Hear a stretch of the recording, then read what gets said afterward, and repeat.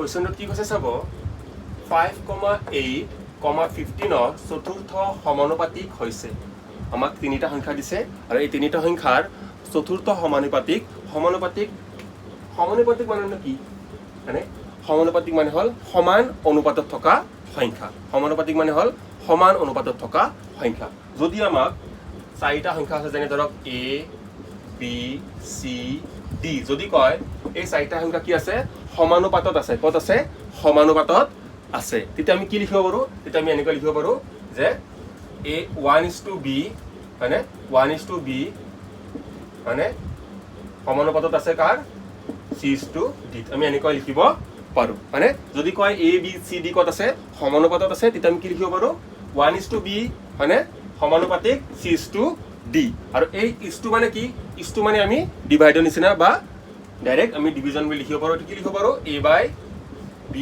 আৰু এটা সমানুপাতিকটো কি বুজায় ইকুৱেল c/d মানে যেতিয়া আমাক চাৰিটা সংখ্যা সমানুপাতত থাকিব কি হ'ব তেতিয়া তাৰ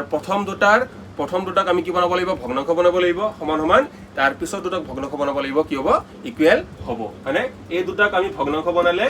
যিমানখিনি পাম এই দুটাকো ভগ্নাংশ বনালে সিমানখিনিয়ে পাম ইয়াকে কি বুলি কয় সমান অনুপাত বা সমানুপাতিক মানে আমাক কি দিছে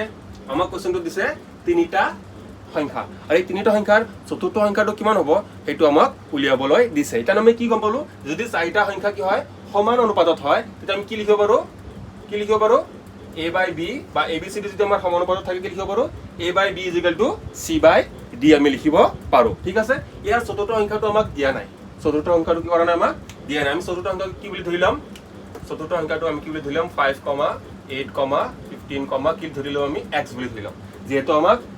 সমানুপাতিক হ'বলৈ কি লাগে চাৰিটা সংখ্যা লাগে আৰু চতুৰ্থ সংখ্যাটো বিচাৰিছে আৰু চতুৰ্থ সংখ্যাটো আমাক কি কৰা নাই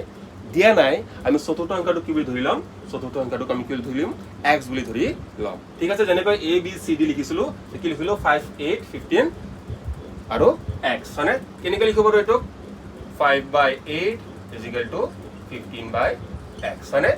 a ৰ জায়গা কি আছে 5 b ৰ জায়গা কি আছে 8 c ৰ জায়গা কি আছে 15 d ৰ জায়গা কি আছে x আৰু এই x ৰ ভ্যালুৱে আমাক ওলাব লাগে সিম্পল ঠিক আছে 8 টো ইপিনে ডিভাইড হৈ আছে ইপিনে গলে কি হ'ব ইনটু হ'ব ঠিক আছে x টো ইপিনে কি আছে ডিভাইড ইপিনে কি হ'ব ইনটু কিমান পাম ইপিনে 5x = 15